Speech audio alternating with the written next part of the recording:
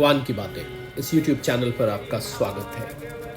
अभी कुछ ही दिनों पहले समाप्त हुई श्रृंखला भगवान शंकराचार्य जी की जीवन कथा।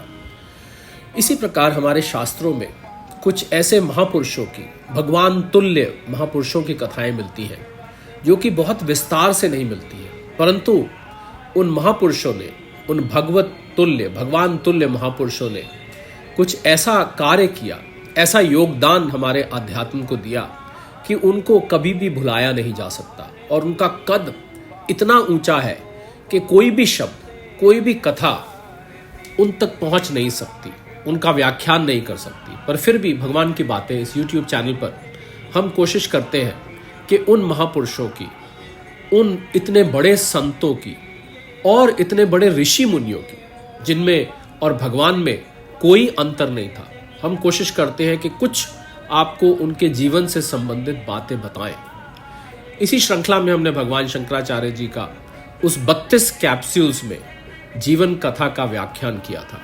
आइए एक छोटी सी कथा एक ऐसे महापुरुष की, ऐसे संत की, ऐसे ऋषि की, बल्कि यूं कहें कि साक्षात भगवान की आज आपके लिए लेकर आए हैं, जिनको शायद नाम सबने सुना होगा, सब जानते होंगे, परंतु वो कैसे इस धरती पर आए, उनका जन्म कैसे हुआ, ये शायद कम लोग जानते हैं। जिन्होंने भागवत पढ़ी है, श्रीमद् भागवत महापुराण, वो शायद फिर भी जानते हो, परंतु बहुत सारे लोग ऐसे होंगे जो नहीं जानते कि ये भगवत तुल्य महापुरुष, ये ऋषि मुनि कैसे धरती पर आए। तो इसी श्रृंखला में आपके लिए हम और कोई नहीं बल्कि भगवान शुकदेव की कथा लेकर आए हैं। छोटी सी कथा भगवान शुकदेव जी के, उनका जन्म कैसे हुआ, वो कैसे इस धरती पर अवतरित हुए।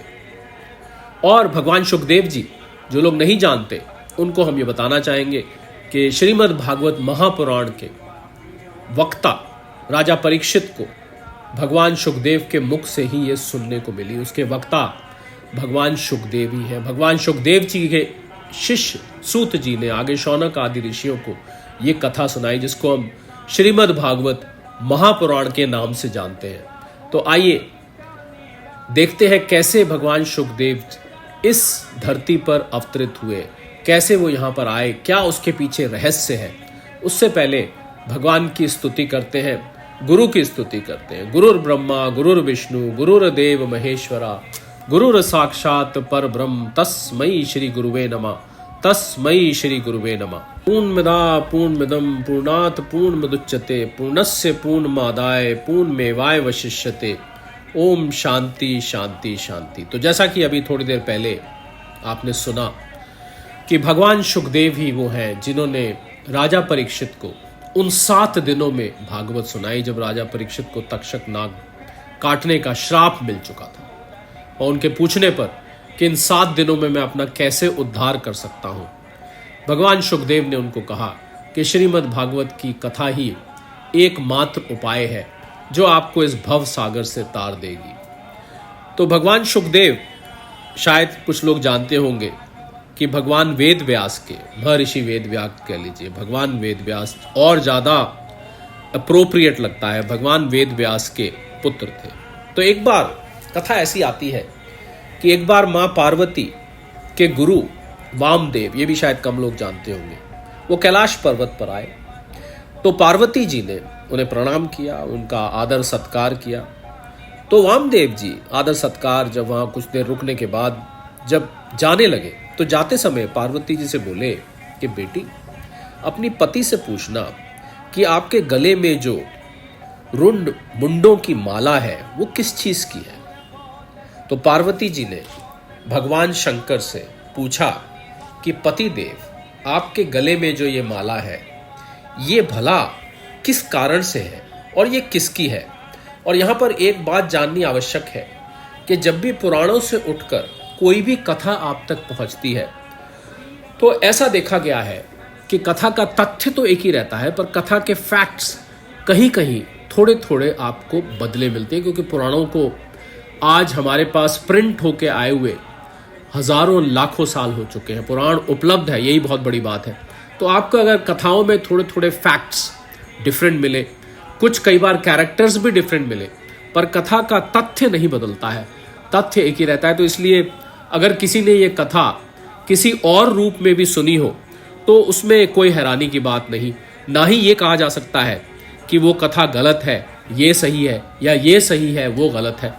कथा का तथ्य, भगवान की बातें इस YouTube चैनल पर हम मानते हैं कि कथा का तथ्य लेना चाहिए। बहुत ज़्यादा कैरेक्टर्स के नाम और फैक्ट्स पे जाना फजूल है, क्योंकि आपको उसको वेरीफाई करना लगभग असंभव है, क्योंकि अलग अलग वृत्तांतों में, अलग अलग इंटरप्रिटेशंस में, अलग अलग ग्रंथों में और अलग अलग पब्लिशर्स द्वारा, अलग अलग ट्रांसलेटर्स द्वारा उसका आपको अलग अलग फैक्ट्स दिखेंगे, अलग अलग मीनिंग दिखेगा, अलग अलग कैरेक्टर्स के नाम दिखेंगे। परंतु जैसा कि कहा गया कि तथ्य नहीं बदलता है। तो वामदेव जी के कहने पर माता पार्वती भगवान शंकर से ये पूछ बैठी कि आपके गले में ये माला किस चीज़ की बनी हुई है और क्या कारण है कि आप इसको पहनते हैं। तो भगवान शंकर ने उत्तर दिया कि पार्वती, मैं समय आने पर बताऊंगा। इस प्रकार उन्होंने जैसे बात को उस समय टाल दिया। शायद तो समय उस समय शायद उचित नहीं था ये बात बताने का।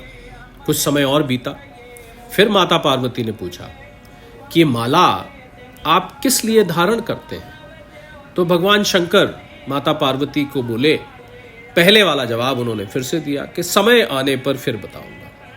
तो इस तरह माता पार्वती का जो डाउट था, जो संदेह था, वो और बढ़ता गया। उनकी उत्सुकता और बढ़ती गई, उनको और ज़्यादा बेचैनी रहने लगी। और एक दिन वो बोली कि आप बताते क्यों नहीं हैं कि ये माला आप क्यों धारण करते हैं और ये क्या संकेत करती है, किस चीज़ की बनी है।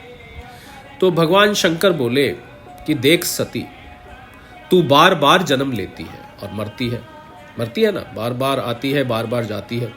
तो ये तेरे ही मुंड है जिन्हें मैं माला में पिरो कर पहनता हूँ। तो माता पार्वती बोली, अच्छा ऐसी बात है कि मुझे बार बार जन्म लेना पड़ता है? तो आपने कौन सी ऐसी संजीवनी बूटी पी ली है कि आपको जन्म नहीं लेना पड़ता? तो भगवान शंकर ने उत्तर दिया कि मैंने अमर कथा का पान किया है।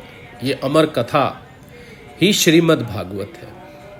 तो माता पार्वती तो मचल गई कि प्रभु, मुझे भी ये अमर कथा का पान करवाइए, मुझे भी ये सुननी है। मैं इस कथा से वंचित क्यों रहूं? मुझे भी अमर होना है, मुझे भी बार बार जन्म नहीं लेना है। तो भगवान शंकर बोले कि यहाँ नहीं, मैं तुम्हें अमरनाथ में ये कथा करूँगा, वहाँ जहाँ पर कोई नहीं होना चाहिए। अमरनाथ गुफा सब जानते हैं, गर्मियों के मौसम में बरसात तक खुली रहती है। वहाँ पर एक भव्य शिवलिंग बनता है। जम्मू एंड कश्मीर में ये स्थान अभी भी है।